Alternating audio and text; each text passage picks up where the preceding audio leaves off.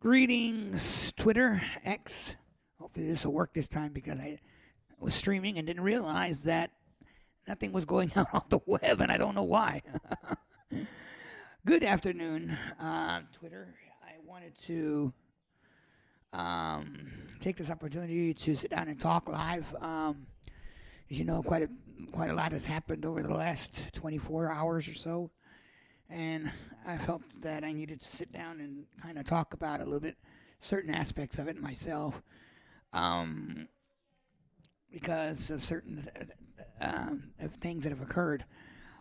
As you know, yesterday morning when everybody woke up here, and we woke up to the news that Hamas had attacked Israel badly, and that Israel had declared a state of war against them. They are seeking to retaliate against them in Gaza, and a lot of people lost their lives. A lot of people were injured. A lot of people were taken prisoner. First and foremost, my prayers go out to all these people in Israel and the nation of Israel for what's going on. That God will have mercy and take control of the situation, and restore this country completely. I pray for comfort and support for those families who have lost loved ones because of this ordeal, and an ordeal that I don't think we as humans deserve that or wish that on anybody, really. It's just that that severe.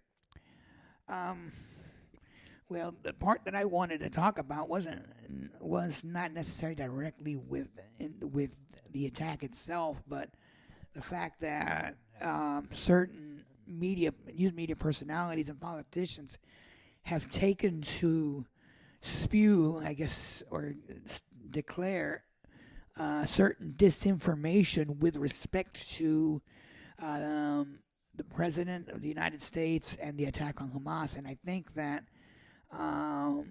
these individuals are not the intent of these individuals is more dishonest than anything, because they're making this particular situation more political than it has to be. One of the things that I was reading, I was following this whole ordeal online and in the news with respect to the attack, and some of the statements that were coming out at the moment.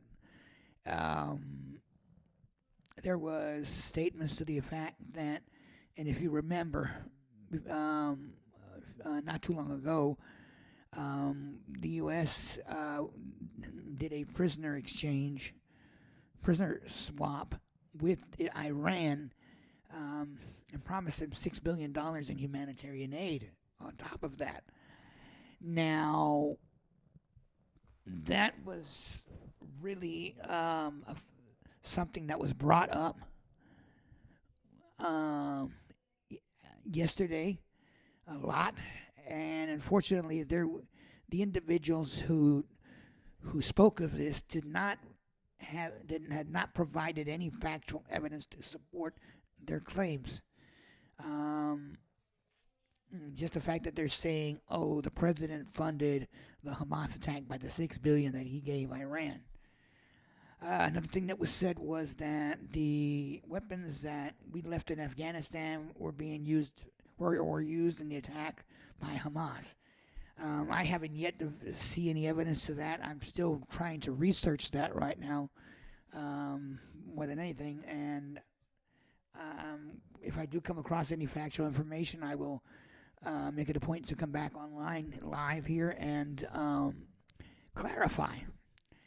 But the statement about the money is what got me, and it's because, first and foremost, one of the first few statements that I saw come out about this on Twitter, on X, was from two individuals that work in the White House, and they said, well, basically without violating the Hatch Act, that's what they say, they were saying that the money was safe in a bank, had not been released or spent yet.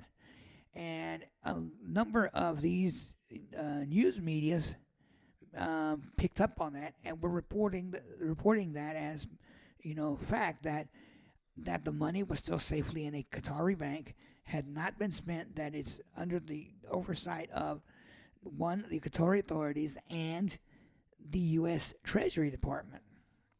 They also stated that it was not taxpayer funds, because a lot of these news media personalities and politicians, elected officials, were saying, "Oh, this was taxpayer money."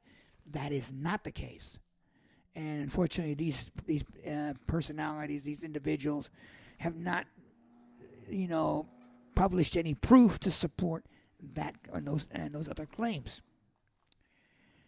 Well, when I saw that this falsehood, I call it, was starting to gain momentum, I felt, okay, somebody needs to stop them in their tracks before they stir the pot and they motivate needless Americans on something that has no factual basis, at least none that I had seen. So I ended up going and replying to a lot of these statements, providing screenshots of news articles, specifically one news media that they're conservative, and I figured that using a conservative news media article as my basis, that it would make these individuals think for a second that maybe, what they're saying is incorrect. And for the course of the entire day, off and on, I was on X, and every time I would see a statement, I would come back and basically post a counter statement saying, okay, you are wrong, or this is incorrect. The money is in a Qatari bank account under the oversight of the Qatari or the U.S. Treasury, and has not been spent yet. And I would post these specific screenshots of these Twitter feed news articles to substantiate what I was saying. When I got up this morning and I was reviewing to see if I had gotten any responses, I noticed that this particular reporter started blocking a lot of these people that were pushing back at her, and one of the individuals she referenced was one of the ones that I had posted, I think, 2 or 3 statements last night to the effect, okay, what you're saying about the $6 billion is incorrect. And apparently, I guess he started giving her pushback, and she blocked the guy, basically. So, and to her, Ms. Jennifer Griffin at Fox News Channel, if any of the replies that I've posted with your screenshots have caused you any grief or any frustration, my apologies first and foremost, because it was not my intention to do that. My intention was to debunk what a lot of these people were saying, and I wanted to use a conservative news article to substantiate it so that they would not have anything to say about it, oh, you're using liberal media, and that was the intended effect, not the intended effect of having these people argue with you or push back at you simply because of my possible response to their statements. That is my sincere apologies about that. But suffice it to say, people that have been talking about that, I've replied back and such and tell them, okay, look, you gotta, if you're gonna make this statement, you gotta basically put up or shut up. I told them, you need to publish your solid hard evidence proving what you're saying is true, and let the American public verify, vet, and validate and decide whether or not that is true and what to believe. That's the only way to approach this. If you don't have the evidence, if you don't have the proof, don't say anything. Put up or shut up. And that's basically what I was doing. Now, it's not too difficult at the moment right now to say, okay, these guys are wrong.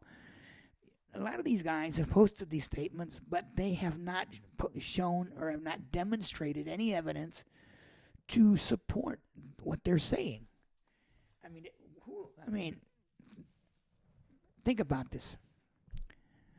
who are you going to believe? You're going to believe news medias that they're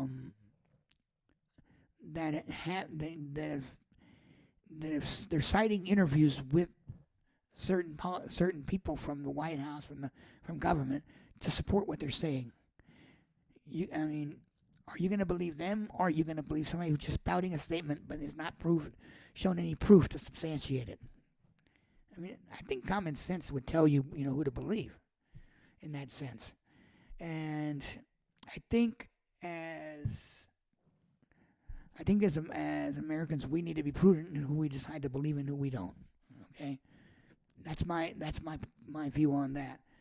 From all points, understandings, the money that everybody is talking about is still in a bank account in Qatar. That's a given. It has not been proven otherwise. The money is under the oversight of the U.S. Treasury and the Qatari government.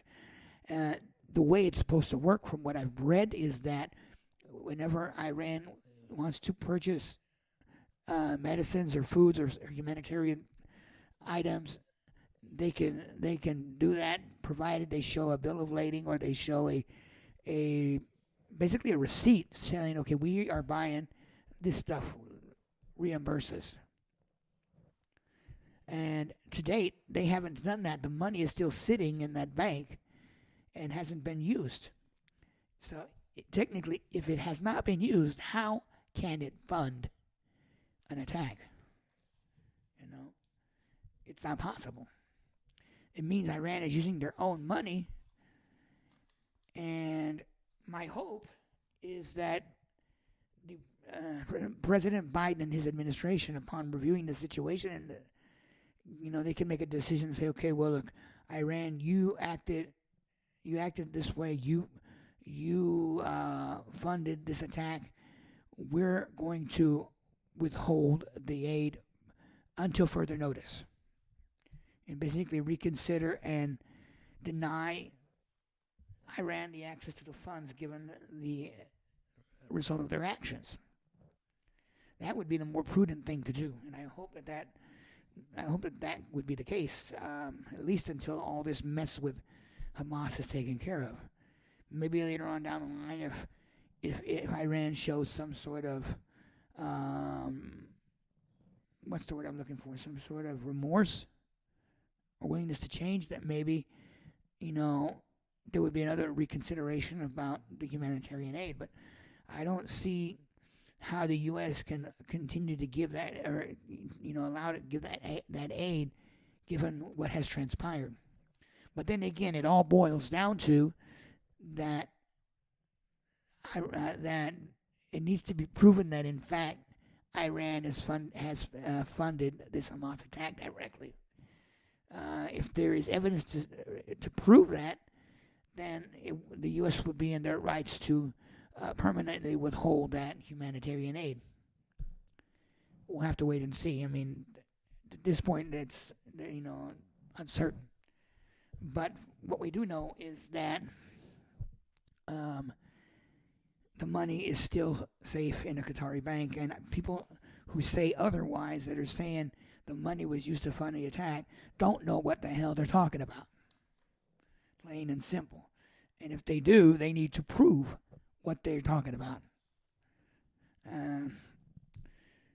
Otherwise, don't stir the pot and don't agitate Americans into believing something that is not true. Plain and simple. Put up or shut up. And, basically that's all I wanted to say, and hopefully this time it went out over the live feed. Honestly, I don't know what else to say other than my prayers go out to those in Israel once again, and hopefully going forward, these people that are posting these erroneous statements will think twice about what they're doing. They're only making themselves look bad. What got me irate was that a certain politician who is my state senator here was one of those that had made the statement, "Oh, that Biden funded the attack," and he should know better. He should know better than to take that statement as fact. Why he did it, I don't know, but he should know better. He should know. He's a senator. He works in the government. He knows more. He works on a committee that would know more or less whether or not that's true or not. And I would expect him, at most, to vet and vilify the statement and debunk it, or suffice it, show the proof that he has, to debunk what these news medias and these individuals at the White House are saying. He hasn't done it. I challenge him to do that, to debunk it if he has the information. Unless I hear back from him, or we hear back from him on his Twitter, I'm going to believe that what Jennifer Griffin at Fox News and what a lot of these news reporters and these individuals at the White House are saying is true. That the money is safely tucked away in a Qatari bank. Well, thank you for your time. I hope you have a good afternoon. I may come back on live in a little bit to talk about something else. Depending on how it goes, I'm still going through my Twitter feed and going through the news to going through everything to see what the day's events are and stuff. I might come back online because I do have something on my mind I want to talk about with respect to the House of Representatives, but I don't want to put that on this particular feed because I wanted to specifically address the Hamas attack, the $6 billion, and what's been said. So I may come back online eventually here to talk about the House of Representatives.